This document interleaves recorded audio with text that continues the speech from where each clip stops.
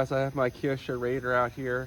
This is a close spot. It's only a 5-minute walk through a farm field from my house. It'll work well enough for today. Just gonna do a quick run and see if the gearbox fix worked. I have the 4 Teflon shims in place to protect the gear that failed, that actually welded to the plastic of the gear housing before.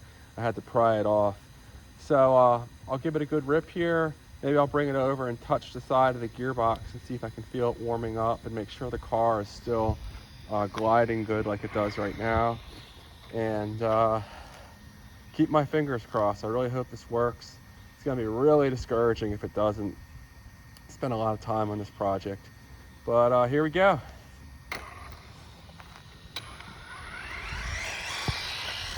Let's start off kind of slow. Oop. Well, that wasn't very slow, was it?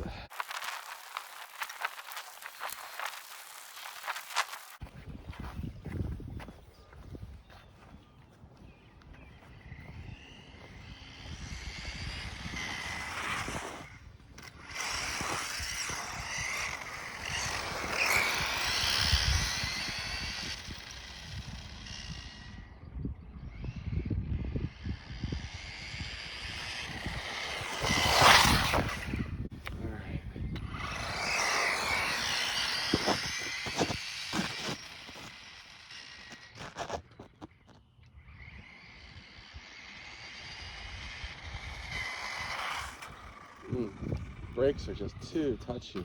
One of the things I do not like about this speed controller, even at 25%, it's too strong.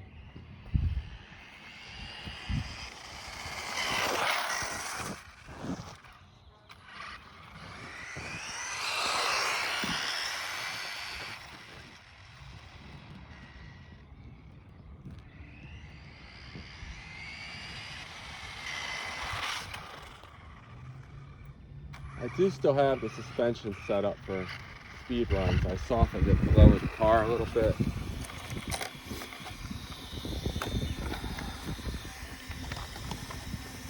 And it doesn't handle quite as well. So touching in here, at least against the housing, I'm not feeling any excessive heat. It feels cool to touch. So hopefully that's a good sign.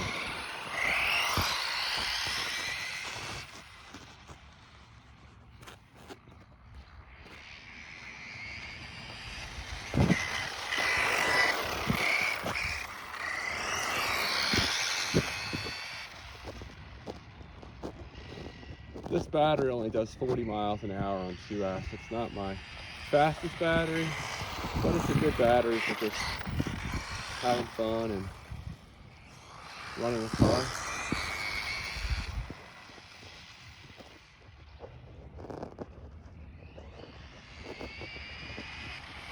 Now the failure last time, it took about 5 minutes of hard running off-road for it to show up.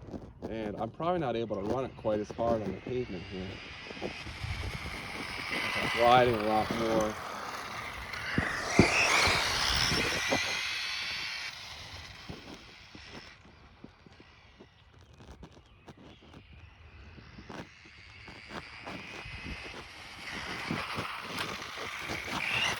You can really see it leaning in the corners because the suspension's just soft.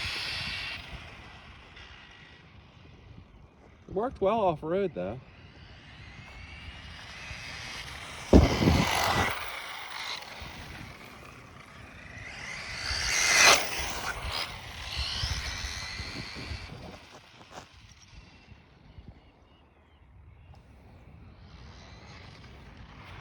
Oh.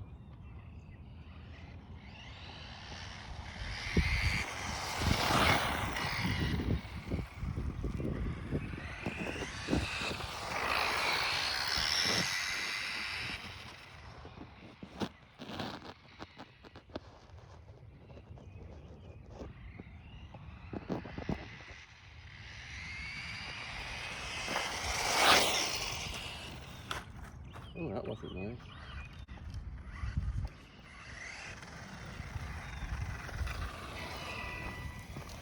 Well, it's always something with this car. I hit the grass over there, and there's a big steep lip on it that I didn't see, and I had the end links glued in there.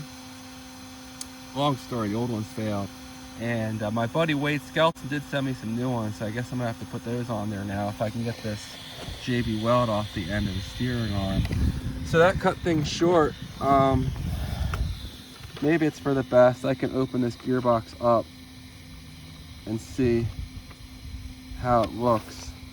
But that's it for the run. It still feels cool on the outside, so that is encouraging. But that's it for now. I have tall tires on here, and it makes the car pretty tipsy. So I have to be kind of careful on road when I'm driving. It tends to flip. So I was being real careful, trying to be careful when I was driving it. But again, that big bump there at the end of the parking lot got me, and it doesn't look like I can fix it here. So, to be continued. Alright guys, I think everything's good in here. There's still the gap between the counter gear and the gear housing. A little bit of play side to side, but not very much, but I think sufficient amount. And things look good in the gearbox. So it's hard for me to get enough time to get out here and run this car much, and I keep having issues like this that I need to fix now, which takes away from the time I do get to run the car. But I think this may have done it, and I will run it again when I get a chance, and hopefully a little harder and longer. Maybe I'll, that didn't sound right. Maybe I'll take it out in the baseball field next time and kind of duplicate the previous run and see if it can go more than 5 minutes. Maybe we'll shoot for 10 or 15. All right, got that fixed. It was easy. And here's a comparison between the stock end link and the Serpent units that I purchased before. I put them in some of the video descriptions in the past. And the Serpents worked well. They're actually a bit beefier and stronger, but the problem is that the threads on the Serpent units, the hole for threads is bigger than the stock little arm that the Raider has, so you have to glue it with epoxy or figure out a way to make it fit. But the Kyosho units are almost impossible to find. At any rate, looks like we're ready to go, and I'll get another run in as soon as I can. Take care, guys. Thanks.